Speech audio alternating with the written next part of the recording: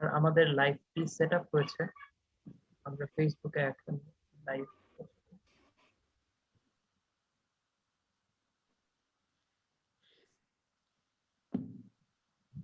উপস্থিত সকলকে অসংখ্য ধন্যবাদ। আজকে আমাদের ইউথ পলিসি ফোরামের পাবলিক পলিসি কোর্সের আজকে philosophy of law and justice লেকচারের দ্বিতীয় পর্বটি অনুষ্ঠিত হতে যাচ্ছে।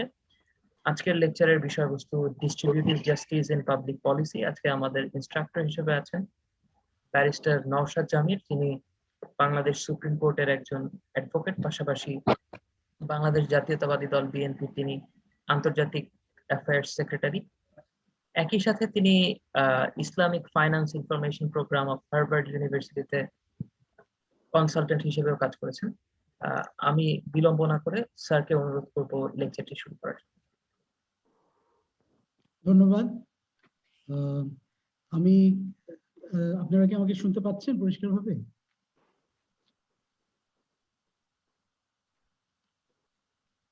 জি স্যার, আপনার কথা শোনা যাচ্ছে। ধন্যবাদ।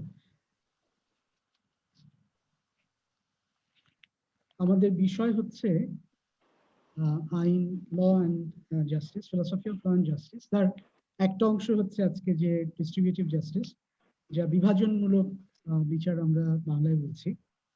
তো প্রতি বছর বাংলাদেশের জাতীয় রাজস্ব বোর্ড একটা তালিকা প্রণয়ন করেন যে দেশে কারা সর্বোচ্চ আয়কর দিয়েছেন। এই বছর এমনি একটা লিস্ট তৈরি হয়েছিল 11ই ফেব্রুয়ারিতে। জনাব কাউস মিয়া একযোগ হতে বাংলাদেশের সর্বোচ্চ করদাতা হিসেবে এই পুরস্কার পেয়েছেন এবং জনামা লাইলা হোসেন এই পুরস্কারটি পান। তবে সর্বোচ্চ করদাতা হলেই তিনি যে বাংলাদেশের সর্বধনাঢ্য ব্যক্তি, ব্যাপারটা এরকম নয়। 10 জন সর্বোচ্চ ধনী হিসেবে কারা বাংলাদেশে অবস্থান করছেন এরকম কোনো লিস্ট জাতীয় রাজস্ব বোর্ড কখনো প্রকাশ করেনি।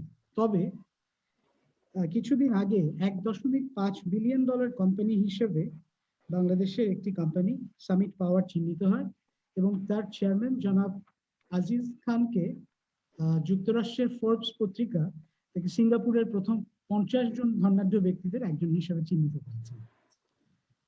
ডেইলি স্টার 19 মে 2019 সালে একটা রিপোর্টে দেখা যায় যে বাংলাদেশে ধনী এবং দরিদ্রদের যে ব্যবধান এটা দিনে দিনে বেড়ে যাচ্ছে এবং 2016 সালে বাংলাদেশের শতকরা 20% মানুষের কাছে দেশের শতকরা 41% সম্পদ ছিল এবং উল্টা দিকে দেশের দরিদ্র জনগোষ্ঠীর কাছে অর্থাৎ শতকরা 40% লোকের কাছে ওই একই সময় 2016 সালে শতকরা 13% সম্পত্তি, সহায় সম্পত্তি ছিল। তো সারা পৃথিবী সম্ভবত এই অবস্থার ব্যতিক্রম নয়। কেউ কেউ মনে করেন যে এই অর্থনৈতিক যে বৈষম্য সেটা অন্যায্য অথবা আনজাস্ট আইনের ভাষায়। আবার অনেকে মনে করেন অর্থনৈতিক বৈষম্যের মধ্যে অন্যায়ের কিছু নেই, যদি যারা অর্থনৈতিকভাবে যে উন্নতি সাধন করেছেন এবং সম্পদ আহরণ করেছেন তারা কোনরূপ সততা বা অন্যায়ের মাধ্যমে যদি অর্জন না করে থাকে। কার যুক্তি সত্য এটা বলা কঠিন, তবে আমরা যদি মনে করি ন্যায় বিচার বলতে সকলের বা অধিকাংশের কল্যাণ বোঝায়, যেটা আমরা আগের লেকচারে আমাদের দেখেছিলাম যে উপযোগবাদিতা বা ইউটিলিটেরিয়ান মতবাদ যখন আমরা ব্যাখ্যা করেছিলাম তখন যেটা আমরা দেখেছিলাম সেটাকে যদি অধিকের কল্যাণ বুঝায় সেক্ষেত্রে আমরা হয়তো সম্পদের বিভাজন বা ডিস্ট্রিবিউশন অফ ওয়েলথ যেটা আমরা বলি এটাতে আমরা বিশ্বাস করতে পারি। যেমন ধরেন যে ব্যক্তির 10 কোটি টাকা অতিরিক্ত আছে তার কাছ থেকে আমরা যদি 1 লক্ষ টাকা করে নিয়ে আমরা আরো 1000 জন মানুষকে সেটা বিতরণ করি, তার হয়তো তেমন কোনো সমস্যার সম্মুখীন তিনি হবেন না। তবে যাদেরকে 1 লক্ষ টাকা করে দেয়া হচ্ছে তারা কিন্তু 1 লক্ষ টাকা অতিরিক্ত সম্পদ আহরণ করবেন। তো এই উপযোগীবাদ যে চিন্তা এটা হয়তো আমাদের সম্পদ বিভাজনের নীতিতে বিশ্বাস করতে সহায়তা করবে যতক্ষণ না পর্যন্ত যে ব্যক্তির কাছ থেকে আমরা সম্পদটা নিচ্ছি তিনি একটা পীড়াদায়ক অবস্থায় পড়েন,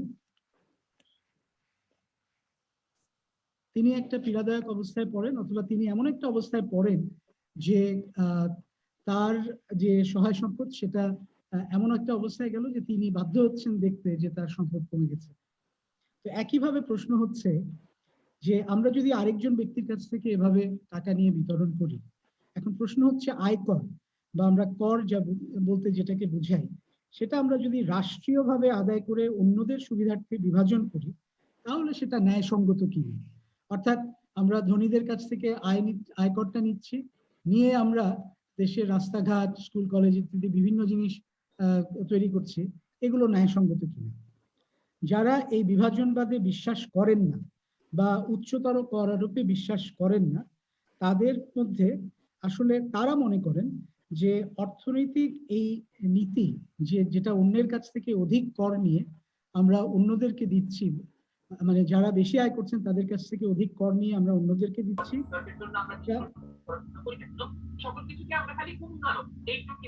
এটা মানুষকে আসলে পরিশ্রম থেকে মানুষকে বিরত রাখবে এবং মানুষের উৎপাদনশীলতা এর ফলে কমে যাবে।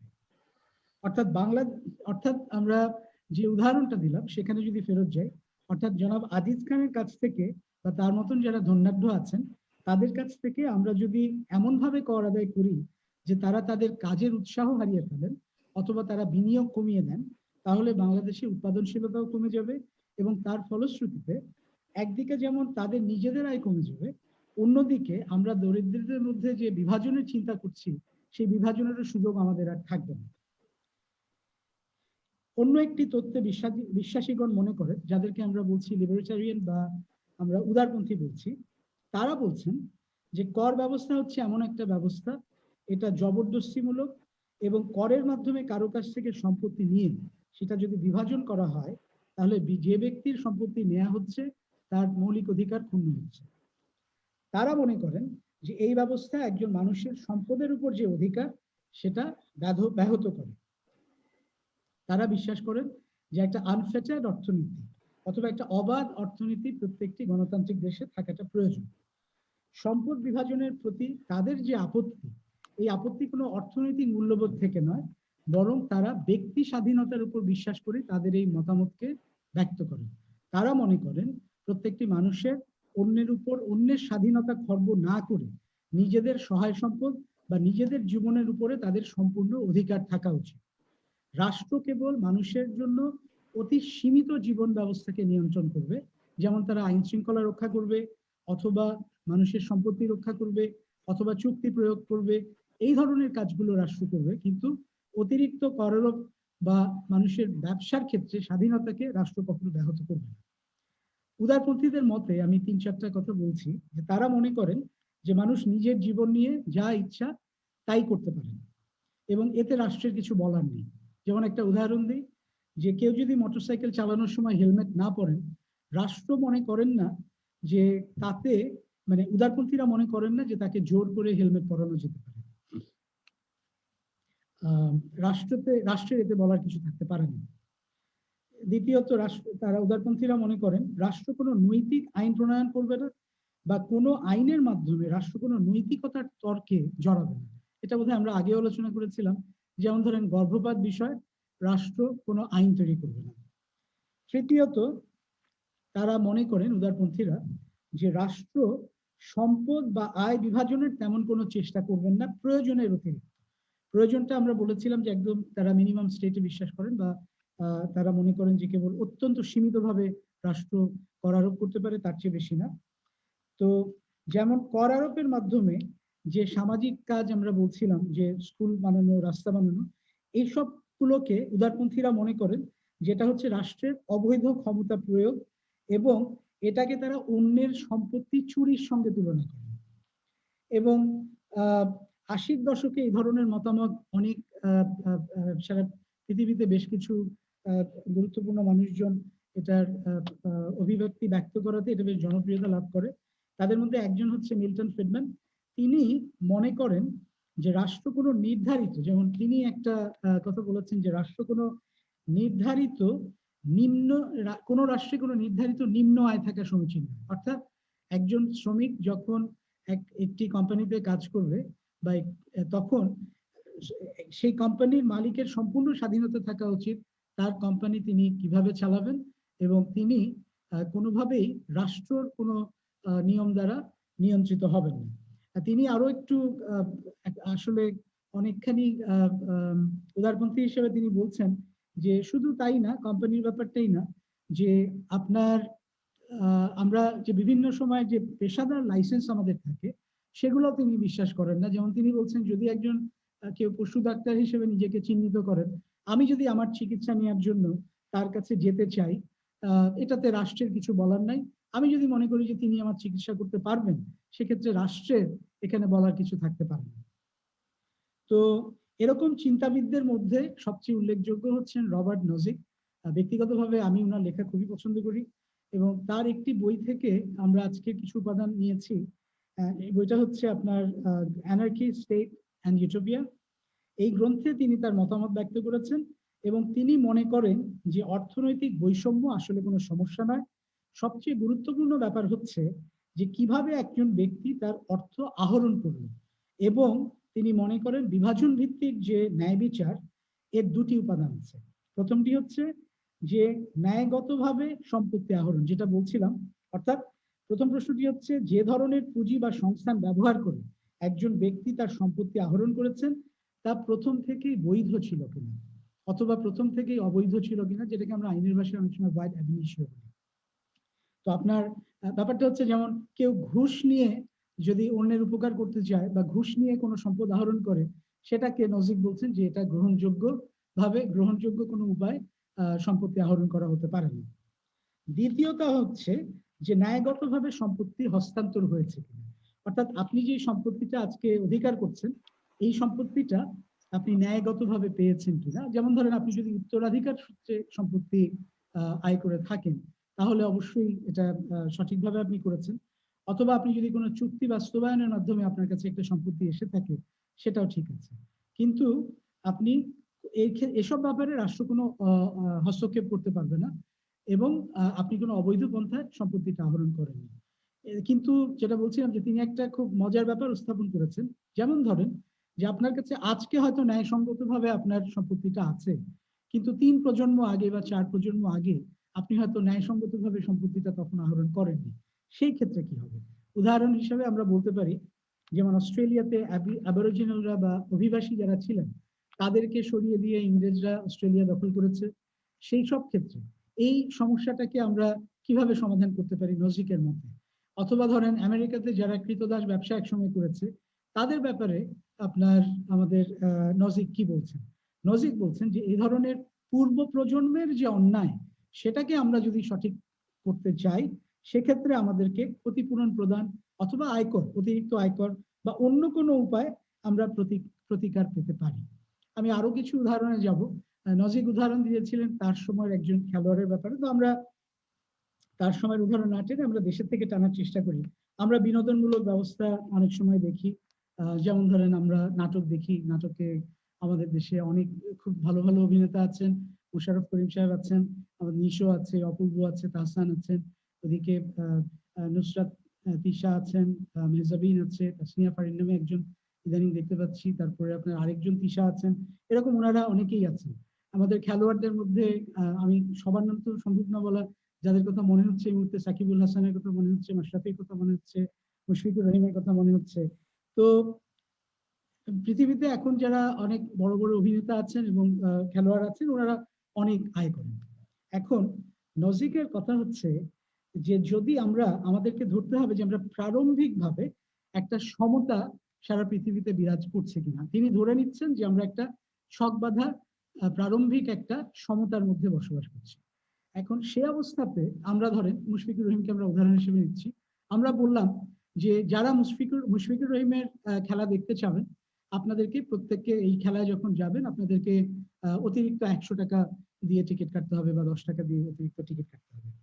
এখন মুশফিকুর রহিমের জন্য যারা এভাবে খেলা দেখতে গেলেন, মুশফিকের খেলায় দেখা যাচ্ছে যে প্রত্যেকটি তার খেলাতে অতিরিক্ত আয় হচ্ছে। এর ফলে আমরা প্রথমে যে সাম্যের বিভাজনে একটা নীতি অনুসরণ করছিলাম, সেটা দেখা যাচ্ছে যে একটা বৈষম্য এখানে তৈরি হচ্ছে। কারণ মুশফিকের খেলায় যারা বেশি পছন্দ করছেন, তারা মুশফিকের আয় বেশি হচ্ছে। এখন প্রশ্নটা হচ্ছে এই, যে এখানে তো কাউকে জোর করে বলা হয়নি যে আপনি যদি আপনাকে মুশফিকের খেলা দেখতে যেতেই হবে, তো রাষ্ট্র তার উপরে এটা চাপিয়ে দেয়নি। যারা গেছেন তারা নিজের ইচ্ছায় গেছেন এবং এর ফলে একটা আয়ের একটা বৈষম্য তৈরি হয়েছে, কারণ দেখা যাচ্ছে মুশফিক বেশি আয় করছেন। এখন নজিক বলতে চাচ্ছেন এই ঘটনা থেকে তিনি বিভাজন ভিত্তিক যে ন্যায় বিচারের সমস্যা, এখানে তিনি দুটো কথা বলতে চাচ্ছেন। প্রথমত তিনি বলছেন যে ব্যক্তি স্বাধীনতা যে কোনো ধরনের যে ছক বাঁধা চিন্তা ভাবনা বা সমতার যে নীতির কথা আমরা প্রথমে বলছিলাম সেটাকে প্রশ্নবিদ্ধ করে। কিভাবে করে? কারণ এখানে এই যে মুশফিকের খেলা দেখতে যারা যাচ্ছেন তার ফলে মুশফিক বেশি আয় করছেন। এবং নজিক বলছেন যে যারা মনে করেন যে অর্থনৈতিক বৈষম্য আনজাস্ট বা অন্যায্য, তাদেরকে সেক্ষেত্রে প্রত্যেক মুহূর্তে বা প্রতিনিয়ত মুক্ত অর্থবাজারে ব্যক্তি স্বাধীনতার পছন্দ বা অপছন্দের উপরে হস্তক্ষেপ করতে হবে। অর্থাৎ মুশফিক যাতে বেশি আয় না করতে পারেন তাদেরকে, অথবা তার আয়টাকে এমনভাবে বিভাজন করতে হবে যাতে একটা সমতা সব জায়গাতেই থাকে। দ্বিতীয়ত নজিক বা উদারপন্থীরা বলতে চাচ্ছেন যদি এই হস্তক্ষেপ চলতে থাকে তাহলে মুশফিককে তার আয়ের উপরে এবং এর ফলে মুশফিককে তার আয়ের উপরে অতিরিক্ত কর আরোপ করা হয়, তার মানে এই যে যারা স্বেচ্ছা প্রণোদিত হয়ে অতিরিক্ত টাকা খেলা দেখার জন্য টিকিট কেটেছেন তাদের এই স্বেচ্ছা প্রণোদিত কাজকে রাষ্ট্র চ্যালেঞ্জ করছে। অন্যদিকে এই অতিরিক্ত কর আরোপ মুশফিককে তার আয়ের উপর যে অধিকার সেই অধিকার থেকে তার অধিকারটা খর্ব করছে। প্রকারান্তে এ ধরনের কাজ একজনকে দান করতে বাধ্য করছে বা গিফট করতে বাধ্য করছে। এটা আসলে এই যে এটা যদি রাষ্ট্র করে তাহলে সমস্যাটা কোথায়? নজিক মনে করেন যে একজনের কর্মফলের আয় থেকে জোর করে কর আরোপ করে আসলে বাধ্যতামূলক, এটা হচ্ছে বাধ্যতামূলক শ্রমের মতো। অর্থাৎ আমি যে টাকাটা অতিরিক্ত আয় করেছি বা কেউ যদি অতিরিক্ত আয় করে থাকে, ধরেন সে ৪৫ ঘন্টা কাজ করে অতিরিক্ত আয় করেছে এবং আমরা তাকে ৪৫% ট্যাক্স দিচ্ছি, তার জন্য অন্যান্যদের চেয়ে তার উপরে বেশি ট্যাক্স দিচ্ছি। এখন নজিক বলতে চাচ্ছেন যে যদি আমরা একজনকে বাধ্য করতে পারি তাকে তার পরিশ্রমের যে টাকা এটার উপরে ট্যাক্স দিতে, তাহলে আসলে আমরা তাকে বাধ্যতামূলক একটা শ্রম দিতে বাধ্য করছি। তিনি বলছেন যে আমরা তাকে বাধ্যতামূলক একটা শ্রমের মধ্যে ফেলে দিচ্ছি। এবং নজিক বলতে চাচ্ছেন যে প্রত্যেক ব্যক্তি তার নিজের স্বত্বাধিকারী এবং এটাই হচ্ছে উদারপন্থীদের তত্ত্বের নীতিবোধ। আমি যদি আমার স্বত্বাধিকারী হই সেক্ষেত্রে আমার কর্ম ও সময় সম্পূর্ণভাবে আমার অধিকারের মধ্যে। অন্য কেউ যদি আমাকে বাধ্য করতে পারে তার জন্য শ্রম দিতে, সেক্ষেত্রে আমি একজন কৃতদাসের পর্যায়ে পড়ে যাচ্ছি। অর্থাৎ আমি যদি আমার নিজের কাজের অধিকারী হই সেক্ষেত্রে আমি আমার কাজের ফলেরও অধিকারী বটে। যদি অন্য কেউ আমার কাজের ফলের অধিকারী হতো তবে সেক্ষেত্রে সে আমাকেই অধিকার করত। এই কারণেই মুশফিকের কাছ থেকে টাকা নিয়ে, অতিরিক্ত কর নিয়ে তার কর আরোপের মাধ্যমে অন্যের উপকার করতে যাওয়াকে তার ব্যক্তিগত অধিকার ক্ষুণ্ণ মনে করেন উদারপন্থীরা। যদিও পৃথিবীর কোন রাষ্ট্রই শতকরা 100% আয়কর কখনো দেয় না, তবুও নজিক মনে করেন একটি রাষ্ট্র তার ন্যূনতম অস্তিত্বের বেশি, যেটা আমরা আগে বলছিলাম যে আইনের শাসন অথবা চুক্তি প্রয়োগ, এ ধরনের কাজগুলি করা ছাড়া তারা অন্য কিছু করতে পারে না। যদি সেটা করে তাহলেই ধরে নিতে হবে যে রাষ্ট্র ব্যক্তির উপরে তার মালিকানা দাবি করছে, তো যেটা উদারপন্থীদের কাছে গ্রহণযোগ্য নয়। এখন আসলে প্রশ্ন হচ্ছে যে আসলে কি ব্যক্তি হিসাবে আমরা নিজেদের উপরে নিজেদের সম্পূর্ণ মালিকানা দাবি করতে পারি কিনা? যেমন ধরেন আমরা যদি বাংলাদেশের ক্রিকেটার আমাদের যে মুশফিকের কথা বলছি, মুশফিকের যদি একদিন ঘোষণা করেন যে তিনি রিটায়ার করছেন বা তিনি এখন অবসর নেবেন এবং বাংলাদেশ জাতীয় সংসদ যদি কোনো আইন পাশ করে যে না মুশফিককে অতিরিক্ত আরো 5 বছর খেলতেই হবে, তো এই আইনটা কি সঠিক হবে? আমার ধারণা আমরা বেশিরভাগ মানুষই এটার উত্তরে বলবো যে এটা একটা অন্যায় আইন হবে বা কালো আইন হবে। তাই যদি সত্যি হয়, মুশফিককে যদি আমরা আরো 5 বছর জোর করে খেলতে বাধ্য করতে না পারি, তাহলে আমরা কেন মুশফিক যেটা আয় করেন তার থেকে শতকরা 45% জোর করে আদায় করে নিতে পারি? তো যারা এই করের মাধ্যমে আয় সম্পদের বিভাজনকে সমর্থন করেন তারা নজিকের বা এই উদারপন্থীদের যে সকল যুক্তি আছে এর ব্যাপারে পাল্টা যুক্তি দেন। আমরা এই যুক্তিগুলো নিয়ে আলোচনা করব। তো এটা আমি বলতে চাই যে আপনার বেশিরভাগ যে যুক্তিগুলো অন্যরা দেন উদারপন্থীরা, এগুলো বেশিরভাগ ক্ষেত্রেই খণ্ডাতে পারে। তবে একজন ব্যক্তি সম্পূর্ণভাবেই নিজের উপর স্বত্বাধিকারী হয় কিনা এটা সম্ভবত একটু প্রশ্নবিদ্ধ হয়ে যায় একটা পর্যায়ে, যে এটা আমরা দেখতে পাবো। আপনার প্রথম যে কথাটা অন্যরা বলেন সেটা হচ্ছে যে দরিদ্রদের টাকার প্রয়োজন বেশি। উদারপন্থীরা বলেন যে এটা সত্যি, যে দরিদ্রদের টাকার প্রয়োজন বেশি, তবে এ ব্যাপারে ধনাঢ্যদেরকে তাদের স্বাধীন বিচার অনুযায়ী সিদ্ধান্ত নিতে দিতে হবে। জোর করে মুশফিককে দান করতে বাধ্য করা আইন সিদ্ধ নয়। এটা হচ্ছে উদারপন্থীদের মতামত। কারো কাছ থেকে চুরি করে অন্যকে দান করা সমানভাবে অন্যায়, এটা রাষ্ট্রই করুক অথবা রণদা প্রসাদ সাহাই করুক। তো এটা আমাদের মনে রাখতে হবে। এটা হচ্ছে অন্যান্যরা বলছেন এবং তার উত্তরে উদারপন্থীরা বলছে। দ্বিতীয়ত, এখানে আমি আরো একটা উদাহরণ দিই আসলে। যেমন ধরেন একটু একটু একটু চরম টাইপের উদাহরণ। ধরেন একজনের একটা কিডনি, একজন অসুস্থ, তার কিডনির প্রয়োজন, এবং দেখা যাচ্ছে যে কিডনি না হলে তাকে বাঁচানো মুশকিল হচ্ছে। এখন আমরা কি বাধ্য করতে পারি আরেকজন সুস্থ মানুষ যিনি আছেন তাকে এই অসুস্থ মানুষকে একটি কিডনি দান করতে? এটা এটা একটা প্রশ্ন যেটা সন্দেহের উদ্রেক করে। দ্বিতীয়ত, মুশফিককে তার অনুমতি ব্যতি রেখে কর আরোপ করা হচ্ছে না, এটা অন্যরা বলছেন। একটি গণতান্ত্রিক রাষ্ট্র যেমন বাংলাদেশের, আচ্ছা স্বপ্ন দেখতে অসুবিধা নেই, একজন নাগরিক হিসাবে যে কর বাংলাদেশের আইন যেটাতে তৈরি হয় সেটাতে মুশফিকের অবশ্যই একটা ভূমিকা আছে, এবং তিনি অবশ্যই একটা সম্মতি, এটাতে উজ্জ্বল সম্মতি হলেও তিনি দিয়েছেন। উদারপন্থীরা এ ব্যাপারে বলছেন যে গণতান্ত্রিক যে সম্মতি একজন নাগরিক দেয় সেটাই চূড়ান্ত নয়। যদি আমরা ধরে নেই মুশফিক এই আইনের বিপক্ষে অবস্থান নিয়েছেন, সেক্ষেত্রে কি রাজস্ব বোর্ড বা এনবিআর তার কাছ থেকে এই করটি আদায় করবেন না? তো অবশ্যই করবেন। কেউ কেউ বলতে পারেন যে গণতান্ত্রিক রাষ্ট্রে বসবাস করার মাধ্যমেই মুশফিক আসলে তার যে সম্মতি বা উজ্জ্বল সম্মতি সেটা জ্ঞাপন করেছে। কাজে যেহেতু বেশিরভাগ মানুষ, ভোটাররা এই আইনটি প্রণয়ন করেছেন এবং তাই আইনটি পাশও হয়েছে, তাই মুশফিককে অবশ্যই সংখ্যাগরিষ্ঠের মতামত অনুযায়ী এই করকে দিতেই হবে এবং এই কর আইনকে তাকে মেনে নিতে হবে। এখন প্রশ্ন হচ্ছে, তার মানে কি এই যে একটি গণতান্ত্রিক রাষ্ট্রে বসবাস করলে আমরা সংখ্যাগরিষ্ঠরা যে আইন পাশ করে এবং আমরা সেটা সবসময় মেনে নিতে বাধ্য? আমরা কি তাদেরকে যে কোনো ধরনের আইন পাশ করার ক্ষমতা দিয়েছি? গণতান্ত্রিক সম্মতির মাধ্যমে কি একজন ব্যক্তির অন্যান্য অধিকার, যেমন কথা বলার অধিকার, ধর্মের অধিকার বা ব্যক্তি স্বাধীনতা, এসব কিছুই কি সংখ্যাগরিষ্ঠদের মতামত অনুযায়ী হতে হবে? এটা একটা প্রশ্ন। তৃতীয়ত, অন্যান্যরা বলছেন কর আরো বাধ্যতামূলক পরিশ্রমের মতো, বাধ্যতামূলক শ্রমের মতো নয়। যদি কেউ চায় তাহলে সে আরো কম কাজ করতে পারে এবং তার ফলে তাকে আরো কম কর দিতে হবে। উদারপন্থীরা বলছেন যে এটা সত্যি যে কেউ যদি কম কাজ করতে চায় তাতে বাধা দেওয়ার কিছু নেই এবং এর ফলে হয়তো তাকে কর কম দিতে হবে। তবে প্রশ্ন হচ্ছে, রাষ্ট্র এমন একটা ব্যবস্থা কেন তৈরি করবে যে একজন মানুষকে সিদ্ধান্ত নিতে হবে যে তিনি কম কাজ করতে চান? চতুর্থত, এই একটি কথা অন্যরা যেটা বলছেন যে মুশফিক তো একাই খেলেন না, তিনি আরো সকলের সঙ্গেই খেলেন। কাজেই তিনি অন্যরা তার সাফল্য আনতে সাহায্য করেছেন, তিনি তাদের কাছে ঋণী এবং তাকে কাজেই সামগ্রিক কল্যাণের জন্য তাকে কর দিতে হবে। উদারপন্থীরা বলেন এটা সত্যি, মুশফিক একা খেলেন না, তিনি একা ব্যাটিংও করতে পারেন না, একা উইকেট কিপিংও করতে পারেন না। তার সাফল্যের সঙ্গে জড়িয়ে আছে সমগ্র দল, প্রশিক্ষকরা, গণমাধ্যম, বিভিন্ন রক্ষণাবেক্ষণ ব্যক্তি, দর্শকরা, সবাই। তবে দেখা যাচ্ছে যে প্রত্যেকেই যদিও মুশফিকের চেয়ে কম আয় করেন, তাদের সবারই নিজস্ব আয় আছে এবং তাদের প্রত্যেকেরই তাদের যে নিজস্ব খ্যাতি, সেই খ্যাতি অনুযায়ী প্রত্যেকেরই বিভিন্ন রকম আয় আছে।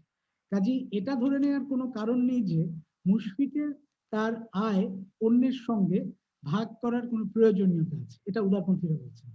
যদিও আমরা ধরে নেই যে মুশফিক তার সাফল্যের জন্য তার দলের অন্যান্য সহকর্মীদের প্রতিও ঋণী, তবে এটা কোনোভাবেই যুক্তিসঙ্গত নয় যে তার কাছ থেকে টাকা নিয়ে অন্যের জন্য বাসা বানাতে হবে বা রাস্তা বানাতে হবে বা স্কুল কলেজ বানাতে হবে।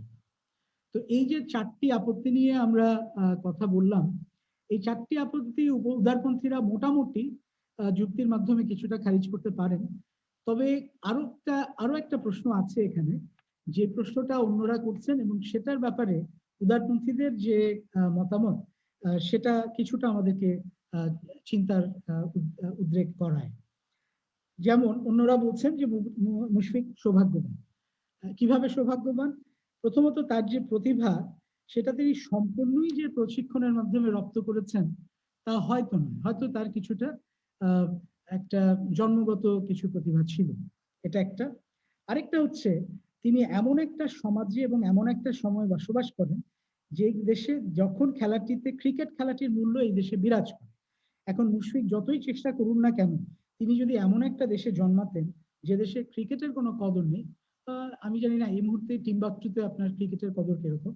যেমন ধরেন মুশফিক যদি টিম্বাকটুতে জন্মাতেন, যেখানে আমরা জানি যে অনেক আগে আপনার পৃথিবীর প্রথম বিশ্ববিদ্যালয়গুলোর একটা হয়েছিল মালিতে টিম্বাকটু, সেখানে তিনি যদি সেখানে জন্মাতেন তাহলে কি তিনি আজকে যে তার যে তিনি যে খেলোয়াড় হিসেবে নাম করেছেন সেটা করতে পারতেন?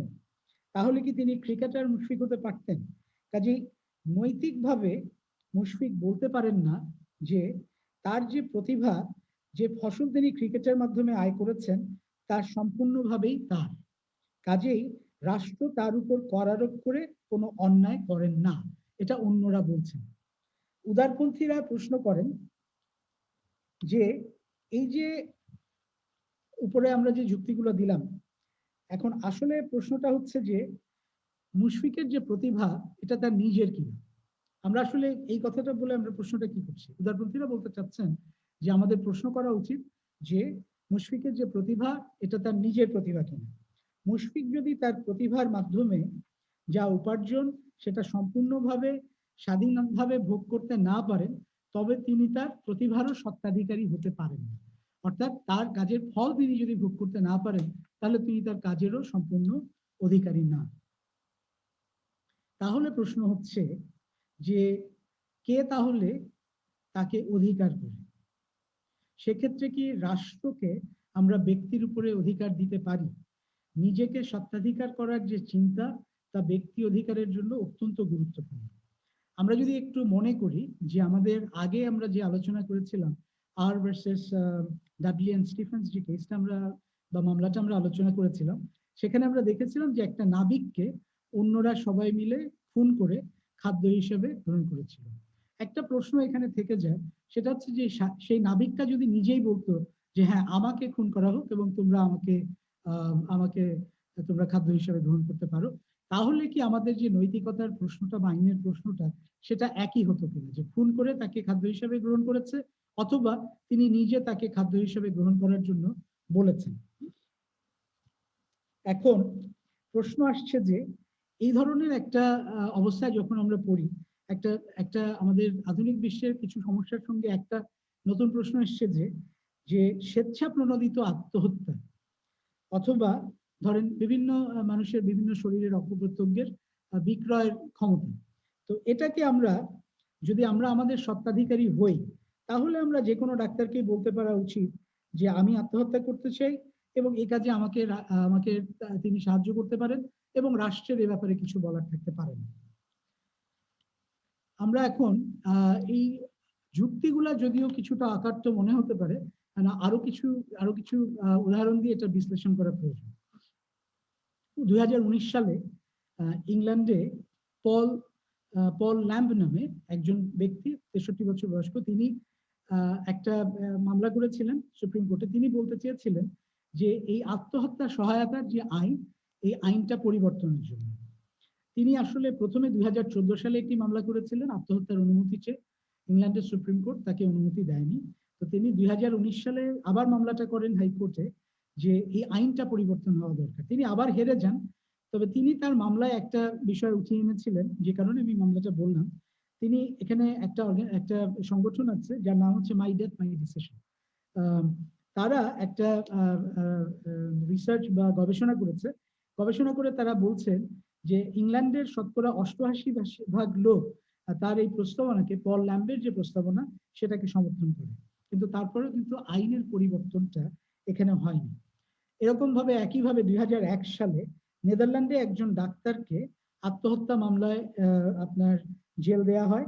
সেই ডাক্তারের নাম ছিল ডক্টর সিচুইয়াস।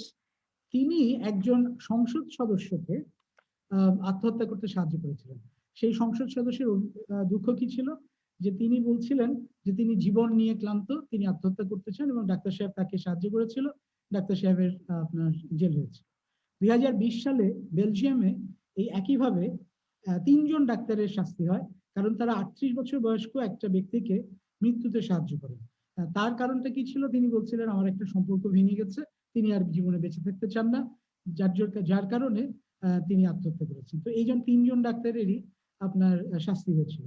আমেরিকাতে ডক্টর কেবর্সিয়ান নামে একজন 130 জন ব্যক্তিকে আত্মহত্যায় সহায়তা করেছিলেন এবং তার জন্য তার শাস্তি হয়েছিল। তো উদারপন্থীদের জন্য যে আইন কাউকে নিজের জীবনের ইতি টানার জন্য অনুমতি দেয় না, তা অনৈতিক বা বেআইনি এ কারণে যে আমার জীবন আমার, এবং সে জীবনের ইতি টানার অধিকার আমার আছে। এবং আমি যদি কারোর সঙ্গে চুক্তি করে আমাকে আত্মহত্যায় সহায়তা করার জন্য বলি, এ ব্যাপারে রাষ্ট্রের কিছু বলার থাকতে পারে না। এখানে একটা বিষয় খেয়াল করতে হবে যে যারা আত্মহত্যায় সহায়তা, উদারপন্থী ছাড়া অন্যান্যরা যারা আত্মহত্যায় সহায়তার কথা বলেন, তারা কিন্তু এই কারণে কখনো বলেন না যে এটা তার অধিকার, বরং অনেক সময় তারা সহায়তার কথা এই জন্য বলেন যে একজন ব্যক্তির তার ডিগনিটি বা মর্যাদা রক্ষার জন্য, কারণ তিনি এমনভাবে অসুস্থ যে তার জীবনের মর্যাদা রক্ষার জন্য এই আত্মহত্যার সহায়তাটা প্রয়োজন। যেমন পল ল্যাম্বের কথা যেটা বললাম, যে পল ল্যাম্বের একটা এমন অবস্থা ছিল, তিনি একটা সড়ক দুর্ঘটনায় সম্পূর্ণভাবে অকেজো হয়ে যান এবং তার 24 ঘন্টা অন্যের সহায়তা ছাড়া তিনি জীবন ধারণ করতে পারেন না। কাজে তিনি অনুমতি চেয়েছিলেন, যেটা আদালত সেই অনুমতিটা তাকে দেয়নি। এখন দেখা যাচ্ছে যে অসুস্থ ব্যক্তিদের আত্মহত্যার ব্যাপারে আমরা কিছুটা নমনীয় হয়ে যাচ্ছি। এখন সেক্ষেত্রে আমরা একজন সুস্থ ব্যক্তি, আমরা যদি ধরে নিই যে একজন ব্যক্তি সুস্থ এবং তিনি আত্মহত্যার অনুমতি চায়, সেটা গ্রহণ করা কিন্তু কঠিন হচ্ছে। অর্থাৎ উদারপন্থীদের যে জীবনের উপর সত্ত্বাধিকারের যে দাবি উঠেছে বা তারা যে দাবিটা করছেন, সেটার কোনো পরিমাপ করা যায় একজন সুস্থ ব্যক্তির আত্মহত্যার অধিকার থেকে। দেখা যাচ্ছে যে এটা কিন্তু সহজেই সমাজ মেনে নিচ্ছে না বা আইনও মেনে নিচ্ছে না। অথবা ধরেন আমরা বিভিন্ন দেশে ট্রান্সপ্লান্টের জন্য অঙ্গ প্রত্যঙ্গের মানুষের প্রয়োজন হয়, তো এটার মধ্যে কিডনি এবং কিডনিটাই বেশিরভাগ ক্ষেত্রে উল্লেখযোগ্য। তো উদারপন্থীরা মনে করেন যে এটা আমরা যদি এই কিডনিটাকে বিক্রি করতে না দিই, এটা ভুল, কারণ সারা পৃথিবীতে অনেক মানুষ কিডনির অভাবে মারা যাচ্ছে। এবং আমরা আমাদের নিজেদের জীবনের স্বত্বাধিকারী হলে আমাদের অবশ্যই এটা বিক্রি করতে পারা উচিত, আমাদের চোখ বিক্রি করতে পারা উচিত, আমাদের কিডনি বিক্রি করতে পারা উচিত ইত্যাদি। তবে দুটা উদাহরণ আমরা দেয়া দরকার, যেটা দিলে আমার মনে হয় এই প্রশ্নটা আরেকটু আমাদের বোঝাটা সহজ হয়ে যাবে। আপনার একটা খুব চরম উদাহরণ, যেমন ধরেন কোনো একটা ব্যক্তি, সারা পৃথিবীতে অনেক রকম অদ্ভুত মানুষ আছে, তো ধরেন কোনো একজন ব্যক্তির শখ হচ্ছে তিনি অন্যের এরকম কিডনি কিনেন এবং কিনে এটা অন্যদেরকে উপহার দেন। তো এরকম একটা অদ্ভুত চিন্তা ভাবনা যাদের আছে, যদি আপনি উদারপন্থী হন, আপনাকে তাহলে মেনে নিতে হবে সে যেটা একজন মানুষ যেটা করতে চায় তাকে সেটা করতে দেওয়া উচিত। তো এটা কি আসলে একটা গ্রহণযোগ্য সমস্যার সমাধানের দিকে আমাদেরকে নিয়ে যায়? সম্ভবত না। আরেকটা, আমরা যত বড় উদারপন্থী হই না কেন, সম্ভবত এটা আমাদেরকে চিন্তা করাবে এবং আমাদের স্বাধীনতার ব্যাপারে যে আমাদের দাবি, এটাকে সম্ভবত প্রশ্নবিদ্ধ করবে। তো আরেকটা দ্বিতীয় উদাহরণ হচ্ছে, ধরেন একজন হতদরিদ্র ব্যক্তি, তিনি কোনোভাবেই তার তেমন কোনো আপনার আয় নেই, এবং তার একজন সন্তান খুব ভালো একটা বিশ্ববিদ্যালয়ে সুযোগ পেয়েছেন পড়ার জন্য। তিনি ঠিক করলেন যে তিনি তার একটি কিডনি বিক্রি করে সন্তানকে পড়াবেন। তো তখন আমরা উদারপন্থী হিসাবে আমরা ধরে নিলাম যে হ্যাঁ, এটা তার অধিকার আছে, তিনি করলেন। কিছুদিন পরে ধরুন যে তার দ্বিতীয় সন্তানটিও একইভাবে আরেকটি বিশ্ববিদ্যালয়ে সুযোগ পেল আবার পড়ার। এখন তিনি চাচ্ছেন যে দ্বিতীয় যে তার কিডনিটি আছে সেটাও বিক্রি করতে। উদারপন্থীরা অবশ্যই বলবেন যে হ্যাঁ, এইটা তার অধিকার, তাকে এটা করতে দেওয়া উচিত। কিন্তু সমাজে এটা গ্রহণযোগ্য কি না, এটা তো আমাদের একটু চিন্তা করার প্রয়োজন আছে। কাজেই উদারপন্থীদের যে যুক্তি, সম্ভবত এটা আমাদের সম্পূর্ণভাবে মেনে নেওয়া বোধহয় সম্ভব হচ্ছে না।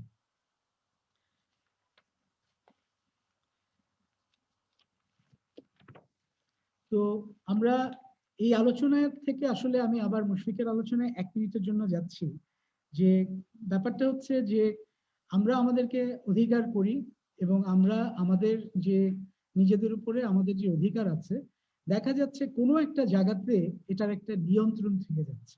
তা না হলে আমরা যদি সম্পূর্ণভাবে আমরা আমাদেরকে অধিকার করি, তাহলে আমরা এই ধরনের অনেক কাজ করতে পারি যেটা হয়তো সম্পূর্ণভাবে এখন পর্যন্ত সমাজে গ্রহণযোগ্য নয়।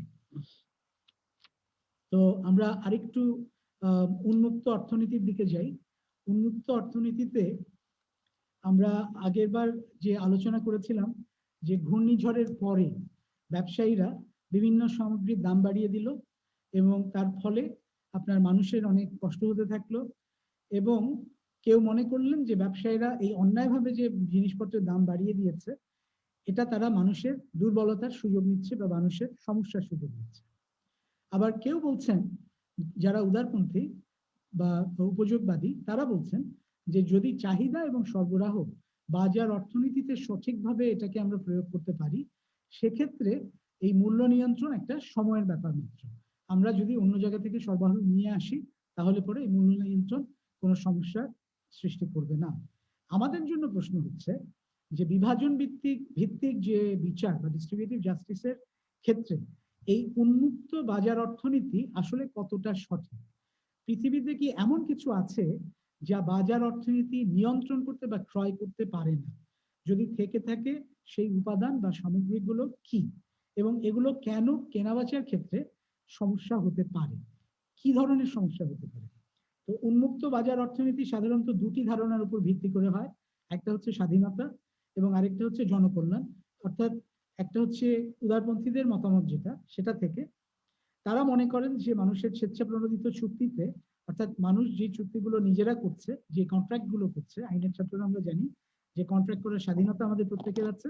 আমরা যে কন্ট্রাক্ট গুলো করছি, তো সেগুলোতে আপনার মানুষকে সম্পূর্ণ স্বাধীনতা দিতে হবে, এবং তাহলেই কেবল একদিকে যেমন মানুষের স্বাধীনতাকে নিশ্চিন্ত করা যাবে, অন্যদিকে উন্মুক্ত বাজার অর্থনীতিকে তার কাজ সঠিকভাবে, উন্মুক্ত বাজার অর্থনীতি তার কাজ সঠিকভাবে করতে পারবে। অর্থাৎ ফ্রি মার্কেট তার সম্পূর্ণভাবে নিজের মতন করে চলতে পারবে।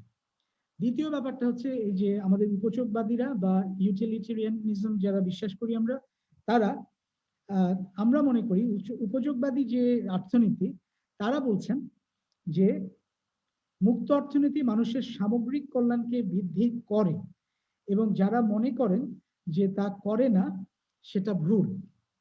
এবং যেহেতু এটা সামগ্রিক কল্যাণকে বৃদ্ধি করে, কাজেই এটা ন্যায় বিচারকেও ধারণ করে। তারা বলছেন যে দুজন ব্যক্তি যখন চুক্তি করেন, তখন দুজনই লাভবান হয়। যতক্ষণ পর্যন্ত তাদের এই চুক্তি অন্যের কোনো ক্ষতি না করছে, ততক্ষণ পর্যন্ত একটা সামগ্রিক কল্যাণ এই চুক্তিটা বয়ে আনে। কাজেই এটা অবশ্যই ন্যায় বিচার ভিত্তিক। যারা মুক্তবাজার অর্থনীতিতে সম্পূর্ণভাবে বিশ্বাস করেন না, বা উপরের এই আপনার উদারপন্থী বা উপযোগবাদীদের যে ধারণাটা, এগুলোর সঙ্গে সম্পূর্ণ একমত না, তারা এই ধারণাগুলোকে প্রশ্ন করেন। এবং আমরা আবার কিছু উদাহরণ আলোচনা করলে আমাদের জন্য এটা মনে হয় আলোচনাটা সহজ হয়ে যাবে। আমি কিছু একটু উদাহরণ দিই যেগুলো একটু অন্য ধরনের। যেমন ধরেন ভাড়াটে সৈনিক। ভাড়াটে সৈনিক বলতে আমি আসলে বুঝাচ্ছি যে যারা চুক্তির বিনিময়ে, টাকার বিনিময়ে বিভিন্ন দেশে যুদ্ধ করতে যাচ্ছেন, তাদের কথা। এখানে কোনো ডেরোগেটরি বা কোনো খারাপ ভাবে আমি শব্দগুলো ব্যবহার করছি না। একজন ভাড়াটে সৈনিক, কারণ আমি এটা যারা পেশাদার সৈনিক তাদের থেকে আলাদা করার জন্য শব্দটা এইভাবে ব্যবহার করছি। ভাড়াটে সৈনিকদের প্রসঙ্গটা আমি উল্লেখ করলাম এজন্য যে আমরা কিছু উদাহরণ দিই। সিরিয়া, ইউক্রেন, সেন্ট্রাল আফ্রিকা, এসব দেশে আমরা দেখতে পাই যে 2018 সালে ওয়াগনার গ্রুপ নামে একটা সংগঠন ভাড়াটে সৈনিকদের সিরিয়াতে, এই বিশেষ করে সিরিয়াতে যুদ্ধ করেছে। এবং 7ই ফেব্রুয়ারি 2018 সালে আপনার ডির এজর নামে একটা স্থানে এই গ্রুপের সঙ্গে আমেরিকান যে যুক্তরাষ্ট্রের যে অবস্থানরত সৈনিকরা আছে, তাদের সঙ্গে তাদের যুদ্ধ হয়, এবং প্রায় এই আপনার ওয়াগনার গ্রুপের 300 থেকে 600 সৈন্য নিহত বা আহত হন।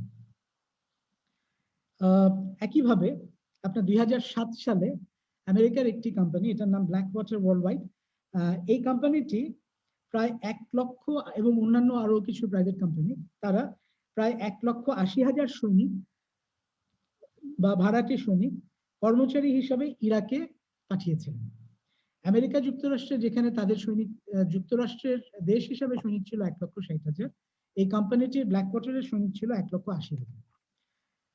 ব্ল্যাক ওয়াটারের 1/3 সদস্যরা, এখানে 1,80,000-এর মধ্যে 1/3 বিভিন্ন রকম সামরিক নিরাপত্তাজনিত কাজে নিয়োজিত ছিলেন এবং তাদের মধ্যে প্রায় 1,500 সৈনিক এখানে যুদ্ধের সময় যুদ্ধ পরিস্থিতিতে নিহত হন।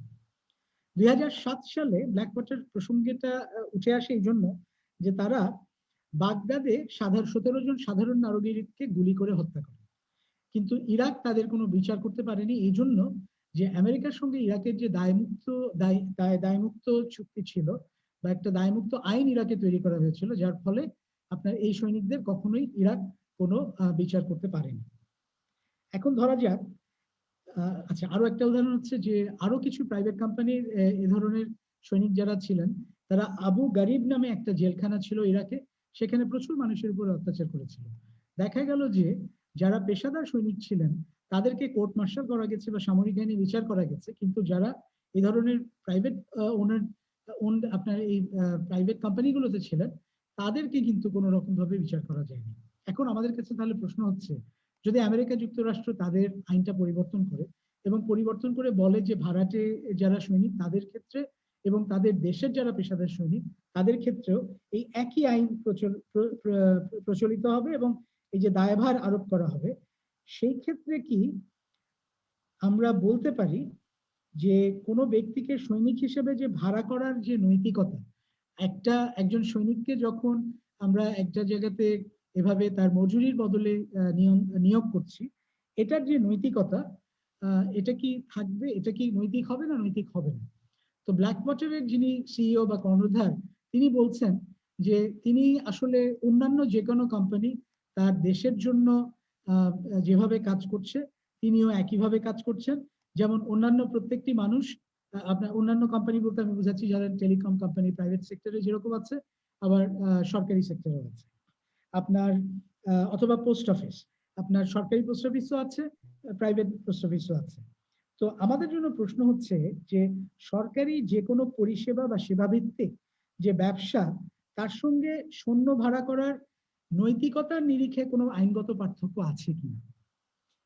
এই প্রশ্নের উত্তর দিতে গেলে আমাদেরকে প্রথমত সম্ভবত যেটা উত্তর দিতে হবে অন্য আরেকটা প্রশ্নে, সেটা হচ্ছে যে সামরিক বাহিনীতে অংশগ্রহণ এটা কি নাগরিক দায়িত্বের মধ্যে পড়ে, নাকি এটা অন্য যে কোনো একটা অন্য কঠিন কাজের মতো? যেমন ধরেন কয়লা খনিতে যে শ্রমিকরা পরিশ্রম করতে যায়, আমরা তো চাইলেই যে কেউই যেতে পারে, কিন্তু সবাই যায় না, কেউ যায় কেউ যায় না।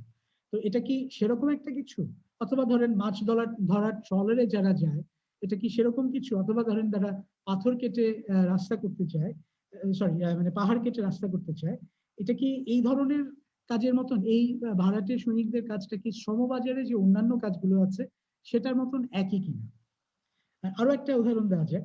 এই উদাহরণটা বাস্তবে ঘটেছিল যে আমেরিকা যুক্তরাষ্ট্রে যখন আপনার গৃহযুদ্ধ হচ্ছিল দক্ষিণ এবং উত্তরের, সেরকম সময়ে আপনার বাধ্যতামূলকভাবে সৈনিকদের নিবন্ধন করার একটা আইন আমেরিকাতে চালু হয়। এটা উত্তর সরকারও করে এবং দক্ষিণের সরকারও করে। তো মজার ব্যাপার হচ্ছে উত্তরের সরকার একটা বিধান রাখে যে ব্যক্তিকে বাধ্যতামূলক নিবন্ধন করা হচ্ছে তিনি চাইলে অন্য যে কাউকে মজুরির বিনিময়ে তার পরিবর্তে নিয়োগ করতে পারেন। তো এর ফলে যেটা হলো, যারা ধনাঢ্য ব্যক্তি ছিলেন, যারা অবস্থা যাদের ভালো ছিল অর্থনৈতিকভাবে, তারা দেখা গেল যুদ্ধে যাওয়ার জন্য তাদের আর কোনো রকম খুব একটা অসুবিধা হচ্ছে না, তারা অন্য আরেকজনকে এই এই টাকা দিয়ে তার পরিবর্তে পাঠাচ্ছেন। তো এই ব্যাপারটা আপনার একটা ক্ষোভের তৈরি করলো আমেরিকা যুক্তরাষ্ট্রে, কারণ প্রতিনিয়তই দেখা যাচ্ছিল যে বিভিন্ন খবরের কাগজে মানুষজন বিজ্ঞাপনের মাধ্যমে অন্য আরেকজনকে তার পরিবর্তে ভাড়া করে আপনার যুদ্ধে পাঠাচ্ছে। তো তখন কংগ্রেস দেখলো যে এটাকে একটা নিয়ন্ত্রণ করা দরকার। কংগ্রেস তখন একটা আইন করলো যে সরকারকে যদি কেউ $300 দেয়, সেক্ষেত্রে তার এই যে বাধ্যতামূলক নিবন্ধন এইটা থেকে সে অবমুক্ত হতে পারে। এর ফলে যেটা হলো সেটা হচ্ছে যে যুদ্ধের শেষে দেখা গেল যে 2 লক্ষ মানুষকে বাধ্যতামূলকভাবে সৈন্য দলের জন্য নিবন্ধন করা হয়েছিল। আচ্ছা, আমি তার আগে আরেকটু অন্য একটা প্রসঙ্গ বলে নিই। এই যে $300 কংগ্রেস কেন নির্ধারণ করলো? এই জন্য নির্ধারণ করলো যে তখন একজন শ্রমিক আমেরিকাতে সারা বছরে যদি কাজ করতেন তিনি $300 আয় করতে পারতেন। অর্থাৎ কংগ্রেস যেটা করতে চাইলো যে শুধু আপনার ধনাঢ্য ব্যক্তিরাই যাতে এই সুযোগটা গ্রহণ করতে না পারে, যাতে একজন শ্রমিকও যদি চায় যে তিনি যুদ্ধে যাবেন না, তিনি এই লঘু একটা ফি দিয়ে সরকারকে লঘু একটা টাকা দিয়ে তিনি আপনার এই যুদ্ধে যাওয়া থেকে নিজে বিরত থাকতে পারবেন। তো এর ফলাফলটা হলো এই যেটা বলছিলাম যে 2 লক্ষ মানুষকে বাধ্যতামূলকভাবে সৈন্য দলে নিবন্ধন করা হয়েছিল। তাদের মধ্যে দেখা গেল যে 87,000 এই লঘু ফি দিয়ে তার পরিবর্তে আর যুদ্ধে যাননি। 74,000 অন্য একজন ব্যক্তিকে তার জায়গায় প্রতিস্থাপিত করেছিলেন এবং 40,000-এর কিছু বেশি লোক এই যুদ্ধে অংশগ্রহণ আসলে করেছিল, নিজেরা গিয়েছিলেন। তো এই ব্যবস্থা কি ন্যায় বিচারের নিরিখে সঠিক ছিল? যদি সঠিক না থেকে থাকে সেক্ষেত্রে প্রশ্ন হচ্ছে বর্তমান পৃথিবীতে যে কোনো দেশের সামরিক বাহিনীতে অন্তর্ভুক্ত হওয়ার জন্য যে নিয়ম আছে তা কিভাবে এই আমেরিকার এই গৃহযুদ্ধকালীন যে সময়, গৃহযুদ্ধকালীন সময় যে এই যে বিভিন্নভাবে সৈনিক নিয়োগ করা হয়েছিল, অথবা সিরিয়াতে যে বা ইরাকে যে ভাড়াটে সৈন্যরা বা যোদ্ধারা যাচ্ছেন, আইনের দৃষ্টিতে এটা কিভাবে আলাদা? দুক্ষেত্রে আমরা দেখতে পাচ্ছি যে প্রত্যেকেই স্বেচ্ছায় যুদ্ধে যাচ্ছে, কাউকেই যুদ্ধে পাঠানো হচ্ছে না জোর করে। এবং একটি জায়গাতে সৈনিকদের মজুরি দিচ্ছেন কে? প্রথমে যেখানে প্রতিস্থাপন হলো আমেরিকাতে সেখানে একজন ব্যক্তি তার মজুরি দিচ্ছেন, অথবা যদি সিরিয়া বা ইরাকের যুদ্ধ ধরে নেই যেখানে ভাড়াটে সৈনিকরা যাচ্ছেন সেখানে একটা কোম্পানি তার মজুরি দিচ্ছে, অথবা কোনো দেশের সৈনিকদের ক্ষেত্রে সেই দেশের করদাতারা তাদের মজুরি দিচ্ছেন। তো করদাতারা কিভাবে দিচ্ছেন? আসলে তো করদাতারাই আমাদের সৈনিক হোক বা আমাদের মানে অন্য যে কোনো পেশায় সরকারি যে কোনো কর্মচারীরাই হোক, প্রত্যেকেই তাদের আয়, তাদের যে মজুরি সেটা পেয়ে থাকেন জনসাধারণের কর থেকে। তো কাজেই দেখা যাচ্ছে যে কোনো না কোনো ভাবে এইভাবে তারা টাকাটা, তাদের মজুরিটা পাচ্ছে।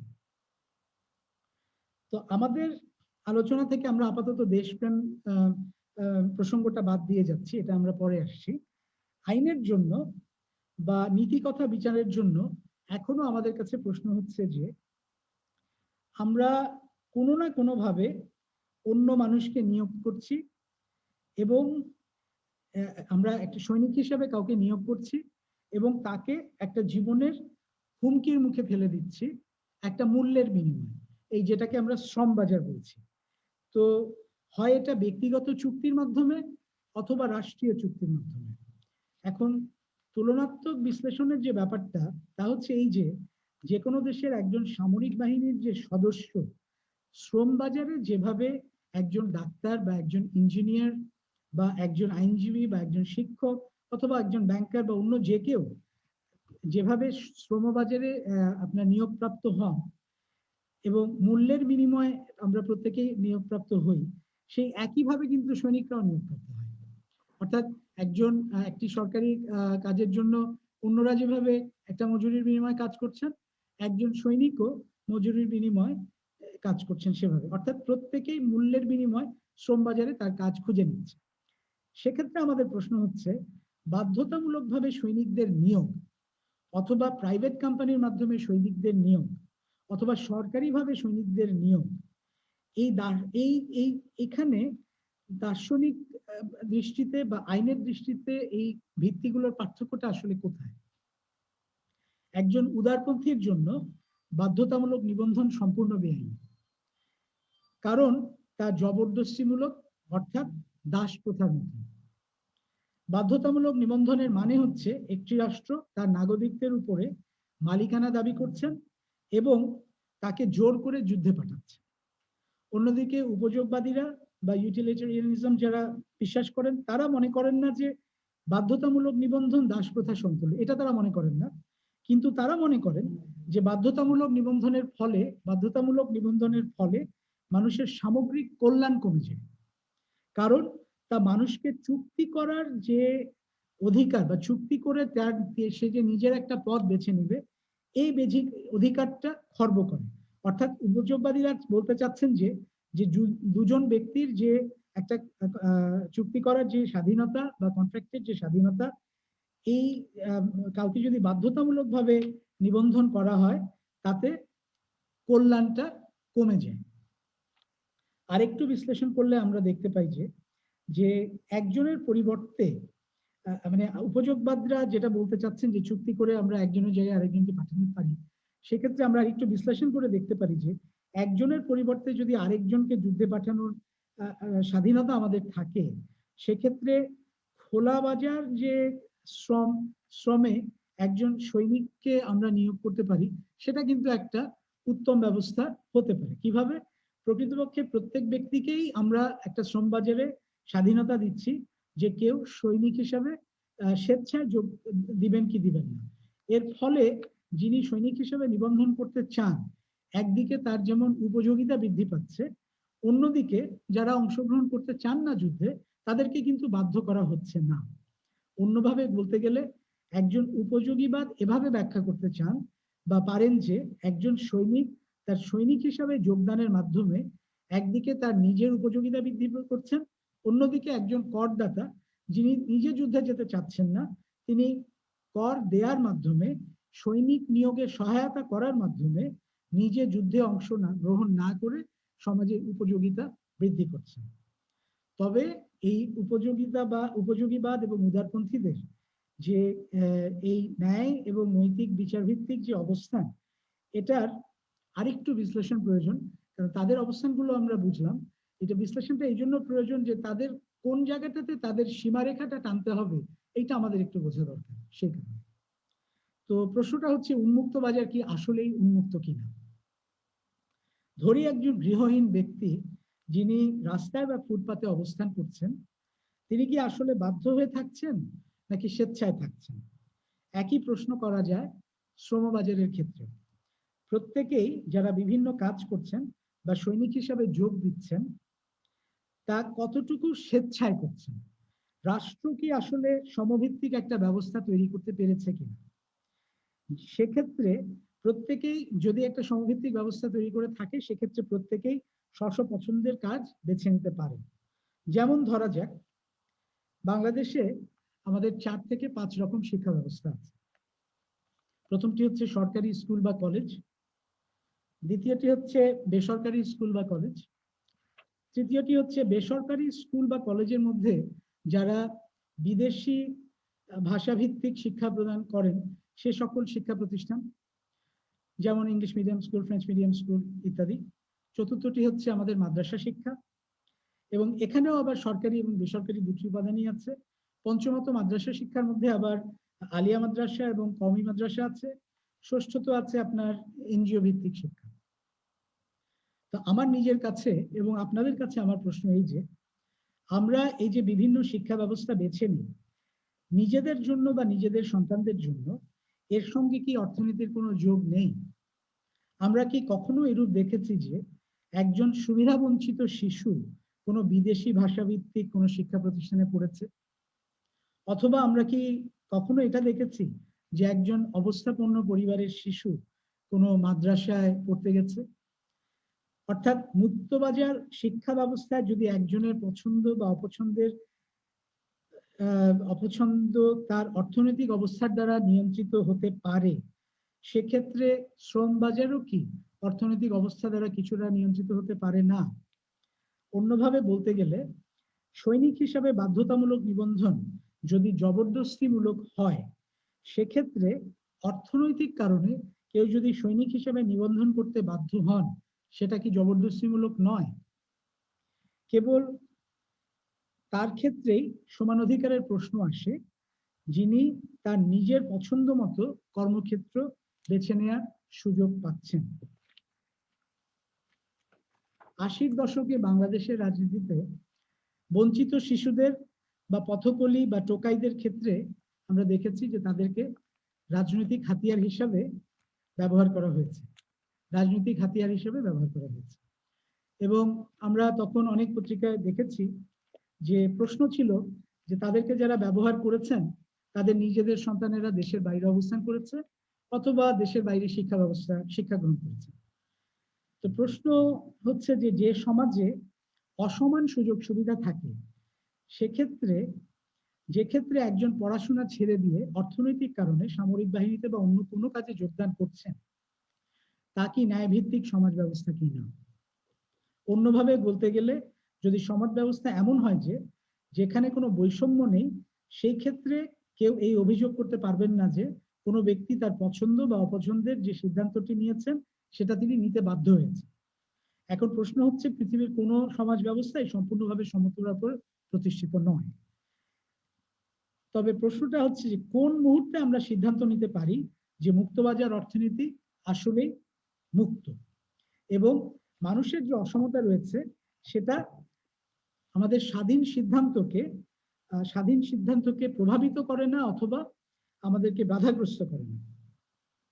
এই সম্পর্কে জানতে গেলে আমাদেরকে উপযোগীবাদ বা উদার ভিত্তিক যে আদর্শ নিয়ে আছে এগুলো নিয়েই চিন্তা করলে হবে না। এই চিন্তাগুলো আমাদেরকে আরো একটু সাহায্য নিতে হবে জন রলসের বা ইমানুয়েল কান্টের, যারা ব্যক্তি স্বাধীনতার উপর ভিত্তি করে ন্যায় ভিত্তিক বিচারের যে ব্যাখ্যা দিয়েছে সেটা আমাদেরকে একটু শুনতে হবে। এবং তবে সেটা আমরা অন্য আরেকদিন আলোচনা করব। আজকে আমরা আলোচনাটা শেষ করার চেষ্টা করি। আরেকটা প্রসঙ্গ আমাদের এখানে আলোচনা করার প্রয়োজন যে সামরিক বাহিনীতে যোগদান একটি যে কোনো কর্ম নয়, এটা একটা নাগরিক দায়িত্ব। আমরা যদি এটাকে আমরা নাগরিক দায়িত্ব হিসেবে দেখি তাহলে আমাদের প্রতিটি নাগরিকের তার রাষ্ট্রকে সেবা করার একটা দায়িত্ব অধিকার দুটি আছে। কাজেই একটি কেবল মুক্তবাজার অর্থনীতিতে একটা কোনো সাধারণ সিদ্ধান্ত নেই, অর্থাৎ একজন সৈনিক হিসেবে যিনি যোগদান করছেন এটা মুক্তবাজার অর্থনীতির একটা সাধারণ কোনো স্বাভাবিক সিদ্ধান্ত নয়। এটা আপনার একটা তাকে একটা তার রাষ্ট্রের প্রতি তার সেবা করার যে কোনো নাগরিকের যে দায়িত্ব এটা থেকেও হতে পারে। কেউ কেউ মনে করেন সৈনিক হিসেবে দায়িত্ব পালন করা একটি পবিত্র দায়িত্ব, আবার অনেকে মনে করেন যে কেবল সৈনিক হিসেবে নয় তিনি যে কোনো কাজই করুন না কেন সেইটা কাজটা সঠিকভাবে করাটাই একটা পবিত্র দায়িত্ব। তিনি শিক্ষক হোক বা ডাক্তার হোক বা ইঞ্জিনিয়ার হোক বা আইনজীবী হোক, যাই হোক। এখানে প্রসঙ্গত উল্লেখযোগ্য যে আমাদের বাংলাদেশে কোনো বাধ্যতামূলক নাগরিক দায়িত্ব নেই, কিন্তু অনেক দেশে আছে। যেমন ধরেন অস্ট্রেলিয়াতে আছে। অস্ট্রেলিয়াতে আপনি যদি ভোটাধিকার প্রয়োগ না করেন আপনাকে ফাইন করা হবে। ইউনাইটেড কিংডম বা ইংল্যান্ডে আছে। ইউনাইটেড কিংডমে যেটা আছে সেটা হচ্ছে আপনি তাদের যে সরকারের যে সেন্সাস বা সরকার যে আপনার পরিসংখ্যান জরিপ করেন সেটাতে আপনি যদি অংশগ্রহণ না করেন তাহলে আপনার ফাইন হবে। আবার অনেক দেশে আমরা দেখি যে ফৌজদারি মামলায় আমেরিকাতে আছে যে বা ইংল্যান্ডেও আছে যে জুরি সার্ভিস যেটা আছে, যে আপনার ফৌজদারি মামলাতে জুরি সার্ভিসে আপনাকে অংশগ্রহণ করতে হবে। আপনি যদি জুরি সার্ভিসে অংশগ্রহণ করতে হবে, এটা নাগরিক দায়িত্ব। এটা না করলে আপনার শাস্তিমূলক ব্যবস্থা আমি শুনিনি কখনো, তবে এটা নাগরিক দায়িত্ব হিসেবে করতে হবে। তো এরকম ভাবে ধরেন আমরা যদি বাংলাদেশে একটা ব্যবস্থা চালু করি যে প্রত্যেকটি শিক্ষিত নাগরিককে তারা যে কোনো দেশের একটি প্রাইমারি বিদ্যালয়, শিক্ষিত বলতে ধরেন আমরা একটা বেঞ্চমার্ক যদি দিই যারা বিশ্ববিদ্যালয় থেকে পাশ করেছেন তাদেরকে দেশের যে কোনো একটি প্রাইমারি বিশ্ববিদ্যালয়ে কিছুদিন পড়াতে হবে। তো আসলে এই যে আমাদের নাগরিক দায়িত্বগুলো এগুলো আরোপ করার কিন্তু কিছু কারণ আছে।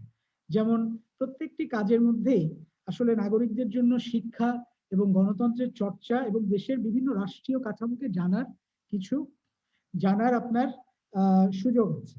তখন প্রশ্ন হচ্ছে যে এই নাগরিক দায়িত্বগুলো এগুলো কি মুক্তবাজারের অর্থনীতিতে আপনার অর্থনৈতিক উপাদান হিসাবে ছেড়ে দেয়া যায় কিনা, বা আমরা এগুলোকে অর্থনৈতিক উপাদান হিসাবে ব্যবহার করতে পারি কিনা। যেমন একজন ব্যক্তি, আমি একটু উদাহরণ দিই, একজন ব্যক্তি যিনি অত্যন্ত ব্যস্ত, যিনি ধরেন প্রত্যেক ঘন্টায় 1 কোটি টাকা করে আয় করেন, তাকে একটা নাগরিক দায়িত্ব পালনের জন্য আমরা অনুরোধ করলাম। তিনি বললেন যে না, তার জন্য এটা অত্যন্ত মানে সময়টা অত্যন্ত দুরূহ, তিনি যেতে পারবেন না। তার পরিবর্তে তিনি অন্য আরেকজনকে পাঠাতে চান এবং উপযোগবাদরা বলবেন এটা ভালো, তাতে দুজনেরই কল্যাণ হচ্ছে।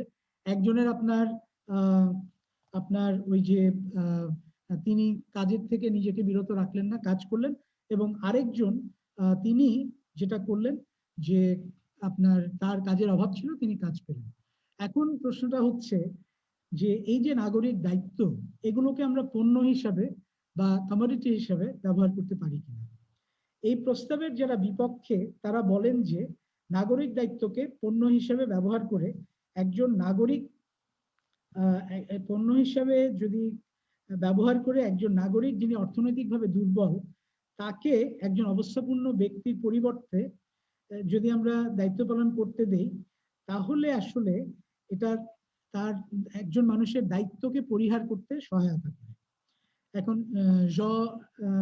জ্যাক রুসো, একজন ফরাসি ফিলসফার বা দার্শনিক, তিনি তার সোশ্যাল কন্ট্রাক্টে বলছেন যে যদি নাগরিক দায়িত্বকে পণ্য হিসাবে পরিবর্তন করা হয় তাহলে তা মানুষের স্বাধীনতাকে হরণ করে। একটা দেশে যেটা সত্যিকারের অর্থেই স্বাধীন, সেখানে একজন নাগরিক মূল্যের বিনিময়ে তার দায়িত্বকে এড়িয়ে যান না, বরং নাগরিকরা তাদের দায়িত্ব পালন করার জন্য মূল্য দিতে উৎসাহী থাকেন। যদি কোনো রাষ্ট্র এর বিপরীত হতে দেখা যায় তবে সে রাষ্ট্রের পতন খুব নিকটে, এটা জ্যাক রুসো বলছেন। নাগরিক দায়িত্বের প্রতি আস্থাশীল ব্যক্তিগণ বিশ্বাস করেন যে সামরিক বাহিনীতে বা সৈনিক হিসেবে দায়িত্ব পালন কেবল কোনো অর্থনৈতিক সিদ্ধান্ত নয়, বরং তার সঙ্গে দেশপ্রেমের যোগ আছে। এখন প্রশ্ন হচ্ছে যে সেক্ষেত্রে যারা ভাড়াটে সৈনিক তাদের সঙ্গে সাধারণভাবে যারা সৈনিক তাদের পার্থক্যটা কি? যে উদাহরণগুলো আমরা দিয়েছিলাম যে সিরিয়াতে যারা যাচ্ছেন বা ইরাকে যারা যাচ্ছেন, সেরকম উদাহরণে আমরা আরেকটু ফিরে যাই। যেমন ফ্রেঞ্চ আর্মিতে আগে একটা লিজিয়ন আছে বা একটা বাহিনী আছে যেখানে আপনার বিদেশিরা অংশগ্রহণ করে থাকে। একটা সময় ছিল যারা ফ্রান্সের বাইরে অবস্থান করে তাদেরকে নেওয়া হতো না, কিন্তু এখন ইন্টারনেটের কারণে 10টি পরিভাষায় এটার বিজ্ঞাপন দেওয়া হয় এবং সারা পৃথিবী থেকে সৈনিক নেওয়া হয়। আমেরিকাতে যারা আমেরিকাতে অবস্থান করছেন, গ্রিন কার্ডের পরিবর্তে বা নাগরিকত্বের পরিবর্তে অনেক বিদেশিকে তাদের আমেরিকান সেনাবাহিনীর একটা একটা অংশে নেওয়া হয়।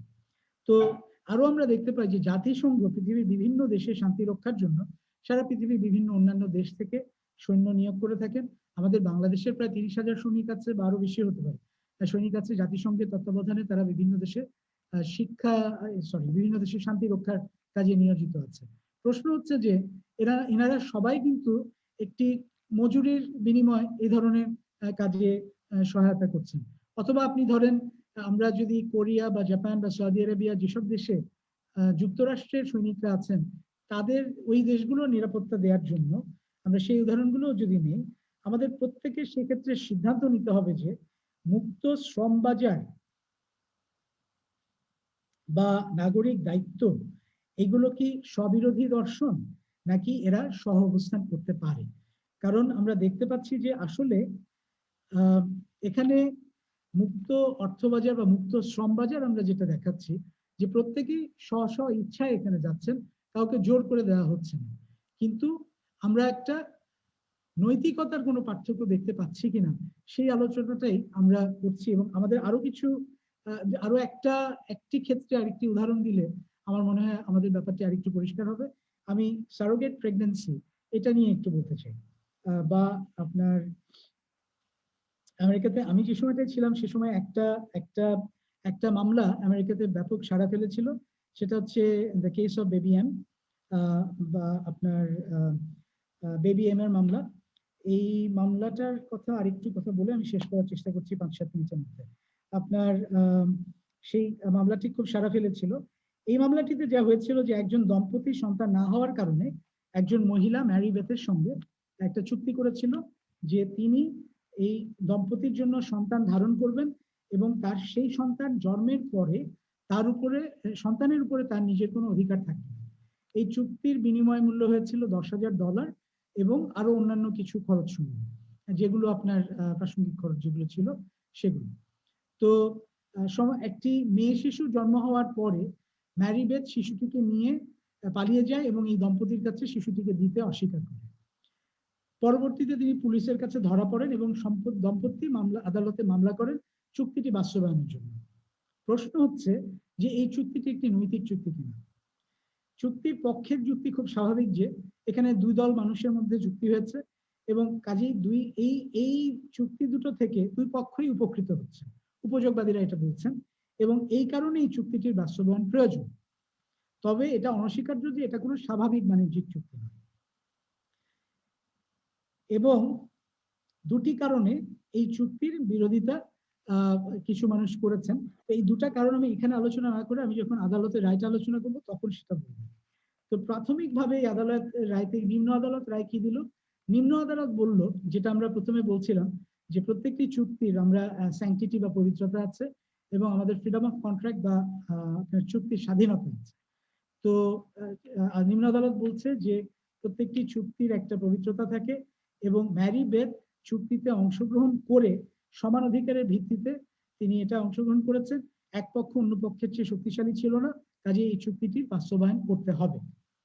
দ্বিতীয়ত বিচারক আরো বলেন যে এই শিশুটির জৈবিক পিতা হবেন পুরুষ দম্পতিটি, কারণ এক্ষেত্রে কৃত্রিম গর্ভধারণের মাধ্যমে শিশুটির জন্ম হয়েছে।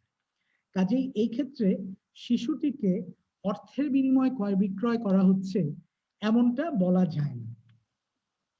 তো ম্যারি বেথ অবশ্যই এই কেস মামলাটি আপিল করেছিলেন এবং আপিল আদালত এই চুক্তিটিকে বেআইনি হিসেবে ঘোষণা করেন। তো আপিল আদালত বলেন যে চুক্তিটির সর্বোচ্চ শিশুটির, তারা বলেন যে প্রথমত তিনি বলেন যে শিশুটির সর্বোচ্চ কল্যাণের দিকে খেয়াল করে, অর্থাৎ যেহেতু আপনার এই দম্পতি অর্থনৈতিকভাবে শক্তিশালী ছিল, কাজেই এই শিশুটিকে এই দম্পতিকে দেয়া হবে শিশুটির সর্বাত্মক কল্যাণের দিকে খেয়াল করে, তার তত্ত্বাবধানের জন্য, কিন্তু এটার চুক্তির স্যাংটিটির জন্য বা চুক্তির পবিত্রতার জন্য নয়। তার কারণ হচ্ছে এখন আদালত বলছেন যে ম্যারি বেথের যে সম্মতি এই চুক্তির ব্যাপারে সেটা সম্পূর্ণ জ্ঞান ভিত্তিক ছিল না। তিনি মা হওয়ার আগে কোনোভাবেই বুঝতে পারেননি যে মা হিসেবে তার অনুভূতি কেমন হবে, কাজেই তার এখানে জ্ঞানের অভাব ছিল দেখে এই চুক্তিটির সম্মতি সম্পূর্ণ জ্ঞান ভিত্তিক ছিল না। এবং আরো একটি কথা বিচারক বলছেন আপিল আদালতে, যে অর্থনৈতিক অসচ্ছলতার কারণে এই চুক্তিতে ম্যারি বেথ অংশগ্রহণ করেন এবং এই চুক্তিটিকে তিনি বলেন যে এটা একটা শিশুকে ক্রয় বিক্রয়ের সমান পর্যায়ে পড়ে, অর্থাৎ আমরা একটি এই গর্ভধারণ ব্যাপারটাকে একটা কমোডিটি বা পণ্যের জায়গায় নিয়ে চলে গেছি। এই মামলার রায় সঠিক ছিল কি না, এই মামলার ট্রায়াল কোর্ট সঠিক ছিল নাকি আপিল কোর্ট সঠিক ছিল, এটা কোনো সঠিক সম্পূর্ণ উত্তর কখনোই আমাদের কাছে আসবে না। এটা আমাদের নিজেদের প্রত্যেকেরই ব্যক্তিগতভাবে আমাদেরকে উপসংহার বা কনক্লুশন টানতে হবে। তবুও চুক্তির যে নৈতিক ভিত্তি সেটা আমরা একটু আলোচনা করতে পারি। উপযোগবাদ বা উদারপন্থীদের চিন্তায় এই চুক্তিটি গ্রহণযোগ্য হতে পারে, যে কারণে বললাম যে একটা হচ্ছে যে স্বাভাবিক কল্যাণ বৃদ্ধি করে এবং দ্বিতীয়ত হচ্ছে চুক্তির স্বাধীনতা। তবে আমাদের দুটা প্রশ্নের উত্তর, যেটা আমরা ওই যে বললাম যে বিচারক যেটা বলছেন যে সেটা হলো যে আপনার তার মতামত ছিল না, স্বাধীন মতামত ছিল না, এবং আমাদেরকে পারিপার্শ্বিক অবস্থাও বিচার করতে হবে, তার অর্থনৈতিক অবস্থাটাও বিচার করতে হবে। আইন দর্শনের ক্ষেত্রে একদিকে যেমন উদারপন্থীরা বলছেন যে বিচার সঠিক হওয়ার জন্য প্রত্যেক ব্যক্তির চুক্তির স্বাধীনতাকে সম্পূর্ণ মর্যাদা দিতে হবে, অন্যদিকে কিন্তু বিচারের আরেকটি দর্শন আছে, যে দর্শনটা বলছেন যে বিচারের যদিও স্বাধীনতাকে আমাদের গুরুত্ব দিতে হবে চুক্তির ক্ষেত্রে, তবে এই স্বাধীন মতামতের সঙ্গে পারিপার্শ্বিক অবস্থার নিরিখে কিছু শর্ত আমরা দিতে পারি এবং কিছু নর্ম বা প্রথাসিদ্ধ আচরণ আমাদের বিবেচনায় আসতে পারে। এই প্রসঙ্গে আমি আবার আসবো। এবং এই মামলাতে ম্যারিয়ামের মামলাতে আপনার আপিল আদালত বলেছিল যে পৃথিবীতে কিছু ঘটনা আছে বা কিছু ঘটনা থাকতে পারে যা ক্রয়যোগ্য নয় বা বিক্রয়যোগ্য নয়, যেমন একজন নারীর গর্ভধারণের ক্ষমতা বা একজন শিশুকে পণ্য হিসেবে ব্যবহার করা যাবে না। এইখানেই ওই আপনার আপিল আদালত এটাই বলতে চাচ্ছেন যে কিছু নর্ম বা প্রথাসিদ্ধ আচরণ আছে যেগুলোকে আমাদেরকে সবসময় মনে রাখতে হবে, যেটা আমাদের অর্থনীতি মুক্ত বাজার অর্থনীতির আপনার সীমারেখার বাইরে, এবং এটা কোনো মূল্যের বিনিময়ে এটাকে আপনার নিয়ন্ত্রণ মানে নির্ধারণ করা সম্ভব নয়। এখন প্রশ্নটা হচ্ছে যে এটার আইনের ভিত্তি কি? এর সবচেয়ে নিরঙ্কুশ উত্তর হচ্ছে যে একজন শিশু বা একজন নারীর গর্ভধারণের যে ক্ষমতা সেটাকে কখনোই আপনার বাণিজ্যিক পণ্য হিসেবে ব্যবহার করা যায় না, কারণ তাতে একজন মানুষের ডিগনিটি বা মর্যাদার সম্পূর্ণ হানি হয়। আমরা এখানে দেখতে পাচ্ছি যে আপনার এই যে উচ্চতর নর্ম বা প্রতিষিদ্ধ আচরণ, এটার ব্যাপারে নারীবাদীরা অন্য একটা যুক্তি দিচ্ছেন, যারা ফেমিনিস্ট যারা, তারা অন্য কথা বলছেন। তারা বলছেন যে নারীবাদীদের নিরীক্ষে গর্ভধারণ সম্পর্কে চুক্তির ব্যাপারে একটা ব্যাখ্যা হচ্ছে যে গর্ভধারণের মাধ্যমে সামাজিক আচরণে মা ও শিশুর মধ্যে যে একটি চিরাচরিত বন্ধন সৃষ্টি হয়, গর্ভধারণ সম্পর্কে চুক্তি এই বন্ধনের যে চিরাচরিত বিশ্বজনীনতা বা সর্বজনীনতা মাতৃত্বের বন্ধনকে সেটা ব্যাহত করে। একটি চুক্তিভিত্তিক গর্ভধারণ মাতৃত্বকে একটি বাণিজ্যিক উৎপাদনে পরিণত করে। তো এর ফলশ্রুতিতে পৃথিবীতে বহু দেশে এই ধরনের চুক্তিকে আপনার বেআইনি ঘোষণা করা হয়েছে। আর একটা কথা বলে আমি শেষ করতে চাই, সেটা হলো এই যে বর্তমানে বিজ্ঞানের অগ্রসরতার ফলে আইভিএফ বা ইনভার্টার ফার্টিলাইজেশন নামে যে পদ্ধতি চালু হয়েছে, এর ফলে একজন নারীর ডিম্বাণু অন্য একজন নারী গর্ভধারণ করতে পারে। এর ফলে মা ও শিশুর মধ্যে যে ডিম্বাণুর সূত্রে যে বন্ধন তৈরি হয় আইনের তর্কে, সেটা আপনার সেটা এইখানে এই আইভিএফ এর মাধ্যমে যে বাচ্চারা হয় তাতে এটা বলা হচ্ছে যে সেই বন্ধনটা তৈরি হয় না। ভারতে এমন কিছু, আমি এই প্রসঙ্গটা এই জন্য আনলাম যে এই ঘটনাটা ভারত পর্যন্ত যেহেতু এসেছে, কাজে বাংলাদেশেও আমাদের খুব কাছাকাছি চলে এসছে, বাংলাদেশে যে কোনো সময় আসতে পারে। তো ভারতে এমন ভাবে কিছু শহরে কিছু ক্লিনিক তৈরি হয়েছে যেখানে দেখা যাচ্ছে যে মূল্যের বিনিময়ে নারীরা আইভিএফ পদ্ধতির মাধ্যমে শিশুদের জন্ম দিচ্ছে, এবং বেশিরভাগ ক্ষেত্রেই দেখা যাচ্ছে যে নারীরা এই ধরনের গর্ভধারণের সঙ্গে সংযুক্ত তারা প্রত্যেকেই অর্থনৈতিকভাবে অসচ্ছল। কেউ কেউ বলছে যে আইভিএফ পদ্ধতিতে গর্ভধারণের ক্ষেত্রে মায়ের সঙ্গে শিশুর বন্ধন অনেক কম, এ কারণে যে এক্ষেত্রে মা নিজে তার ডিম্বাণু দান করছেন না, এবং বরং এক্ষেত্রে একজন নারী তার গর্ভাবস্থার শ্রমকে বিক্রয় করছেন, এবং যে শিশুটিকে জন্ম দিচ্ছেন সে জৈবিকভাবে এই মায়ের সঙ্গে সম্পূর্ণভাবে সংযুক্ত নয়।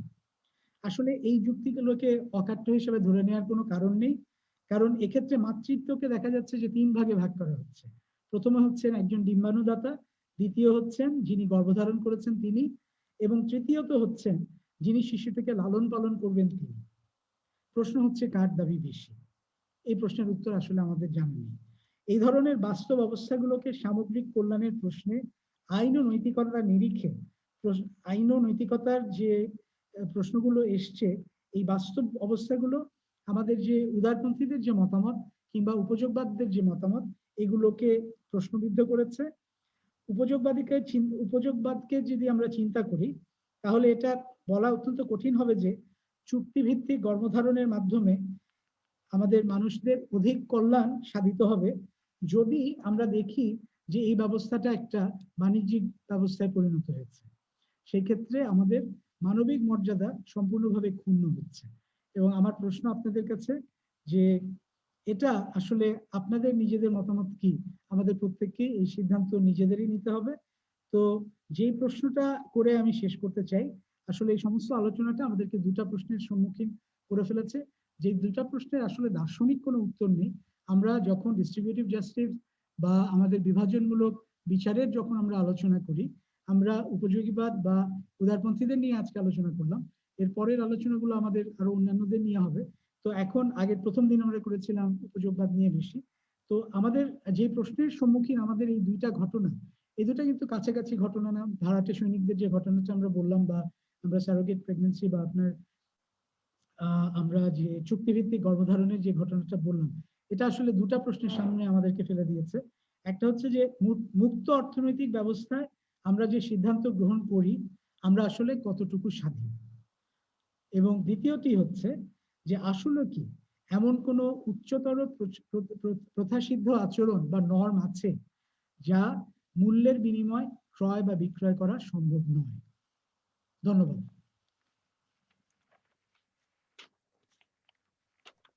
অসংখ্য ধন্যবাদ স্যার আজকে আপনার অংশগ্রহণের জন্য। আমরা আশা করি অংশগ্রহণকারী সকলেই উপকৃত হয়েছে আজকের সেশনটি থেকে।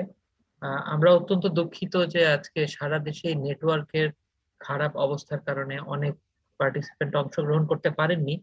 তবে যারা অংশগ্রহণ করতে পারেননি তাদের জন্য আমাদের ফেসবুক পেজে লাইভটি থেকে যাবে। সকলকে ধন্যবাদ জানিয়ে এখানেই শেষ করছি। আবারও সকলকে অসংখ্য অনেক